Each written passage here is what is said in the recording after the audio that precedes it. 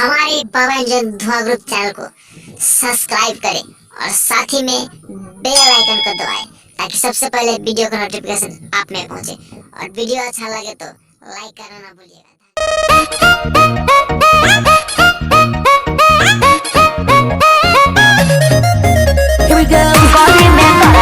Sierra मुहे हो बदल ले बा लखनऊ लहंगा पकैले लमार हो हाई हिल पहिरनी त भइल तहरा प्यार हो मेरे मुंह पहन के जान ले बा अरे चाप दे हाय लखनऊ लहंगा पकैले लमार हो हाई हिल पहिरनी त भइल तहरा प्यार तोहर छुपता पसेना बताबो बाबू क्या करा हो डरे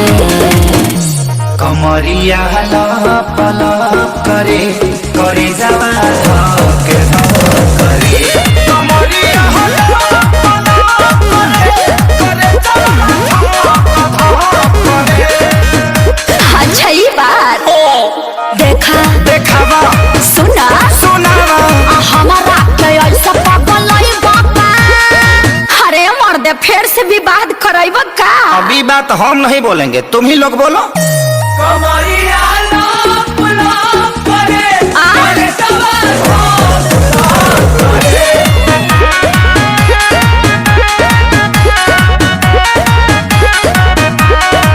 हम पानी हई लखनऊ के अरे एही में भोला जयबा पटना के पानी चढ़ल देखिए के जोड़ा जयबा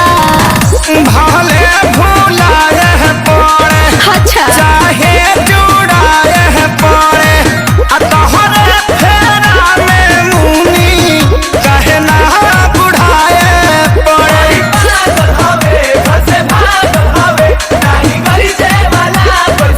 अरे तू लोग काहे बेचैन बड़ो अरे जलवा है हमारा ना खाए के मिले छेना गाड़ी चालू करके चल जा तू दिखा के सिखा रही हो कमरे हला पला करे करे जवा करे कमरिया हला पला करे करे जवा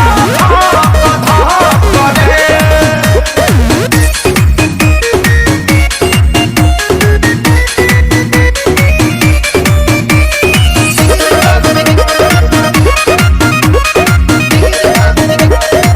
हम नशा हई ककटेल के बरदासना होए अगिया के सला जवानी हा बिसवासना होए हा हा भले नसाए पड़े साजा आग में झुलसाए पड़े चाहे दहरा कार में चना लोहा के चबाए पड़े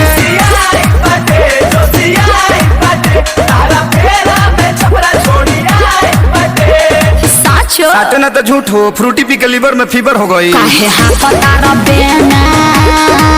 भइलो अखिलेश खेसारी मरे मारे हाँ तो विवेक जी से रजनीगंधा मंगा के फाँक लीजिए कमरिया लप लप करे सुघर हो जा कमरिया लप लप करे करे हमरो के अपना भीतर में क्वारंटाइन कलो